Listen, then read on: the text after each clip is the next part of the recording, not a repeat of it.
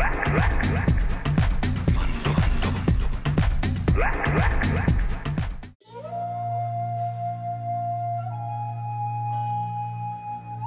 knew the land back then, even better than scripture. Sassafras bark, dandelion leaf, red raspberry, made the journeys from backwoods to the kitchens, into pots and jars and vinegars. Seeds crushed, greens washed, bark boiled. Our grandmothers knew. My name is Mariah Dessa Ekere Tallie, and I got into herbs because I have 2 children. What do we put in there? Smell it. Lavender. Yeah, lavender. And what else? What does it smell like? Something you don't like to put in your mouth. Peppermint. Yes, and what were you just going to say? Tea tree. Exactly, those are the oils we put in there. So when I had my first daughter, I was in Belgium. And in Belgium, a lot of the what we call alternative medicine is paid for by insurance. So my daughter had some issues with her belly, and we were able to go to a homeopath. When I had my second daughter, I moved to New York. And we all know what it's like here. You want to go see a homeopath, you want to go see a naturopath, you better be raking in the dough. So I wasn't, and my husband wasn't, he wasn't raking the dough either, so we were trying to figure out what to do. I just said, well, I'm going to study herbs. If I learn something about herbs, I'll be able to help my kids. That's basically how I got into it. I got into herbs because of my children. And once I took my first class with Robin Rose Bennett at the Open Center, it was a 6-week course called Alternatives to Antibiotics. But I got hooked on the herbs and on my teacher in particular because she really, really stresses dealing with the plants as living beings. And I was saying earlier that she said that the herbs are our teachers and our elders. Plants are our teachers and our elders. And when she said that, it really, really, it struck me. After that, she asked me to apprentice with her, which was for me really, really special. And so I spent the last 3 years apprenticing with Robin Rose Bennett, learning about herbs and a circle of women every week, for months on end. We would go for 3 seasons and learning how to make medicines, learning how to wildcraft, which is going out in nature, going into the forest, going into parks, identifying herbs, bringing them home, drying them, making tinctures out of them, making oils out of them, and learning to communicate with plants. That might sound strange, but learning kind of how to tap into the different healing energies that plants have. Okay, so this is where we keep the beautiful herbs. All right. You see what's here: marshmallow, mullein, nettle, obviously a favorite, right? Because there's almost none left. Roses, red clover, oat straw, rue, and then a whole bunch more up there. I buy most of these from farms. Like when I have my choice, when it's in season, there's a farm upstate that I like a lot called Healing Spirits Farm, and I like it because it's local. I've met the people. I've gone on an herb walk with the wife. There's the husband and wife team. And so I know them, and their spirit is exactly where it needs to be. And a lot of what I get comes from their herb farm. You find out where to get your stuff by talking to other herbalists, because they tell you, oh, they have good quality things. I recommend these 5 places and none other. So I also get a lot of stuff more than local upstate. I go hyper local and go to Original Herbals, and it's on Union Hall Street, which is very, very close to me. It's like 20 minutes walking.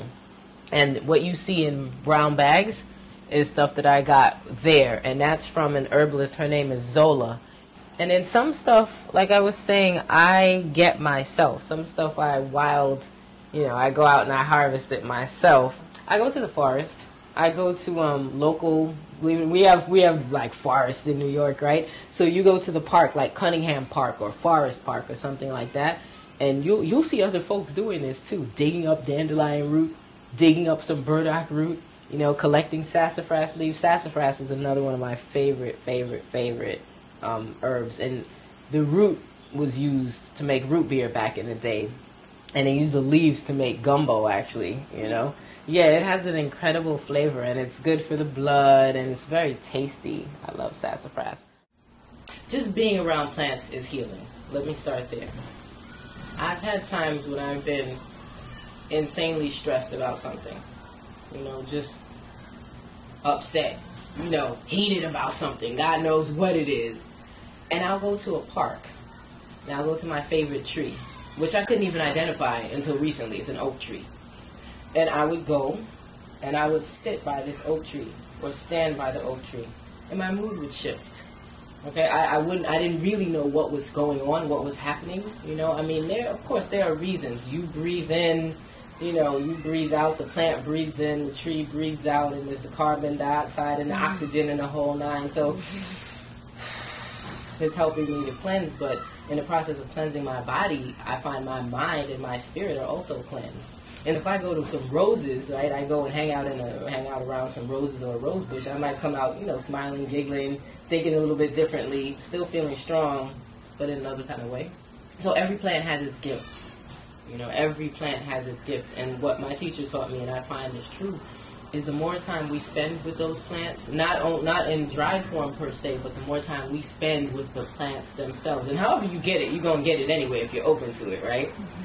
You start to feel the different energies of the plants, right? You really start to feel them. If you go where they are, you go where they live, you will start to get into the energies of the plants. You know, a lot of us live in these concrete jungles straight up where we don't think there's anything.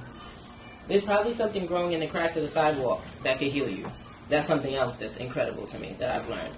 But when you don't see that, even in dry form, the plants can really, really communicate with you. If you spend enough time, you sip something, you stay quiet with it. How do you feel?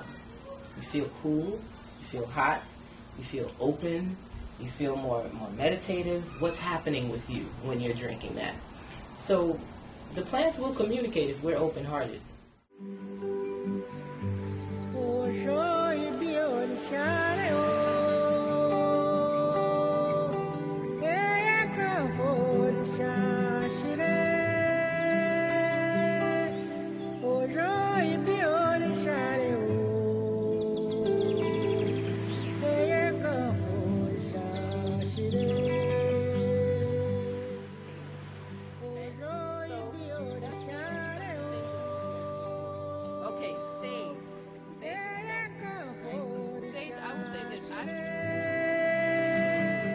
Because when you make your infusions, you will often make your infusions from dried herbs.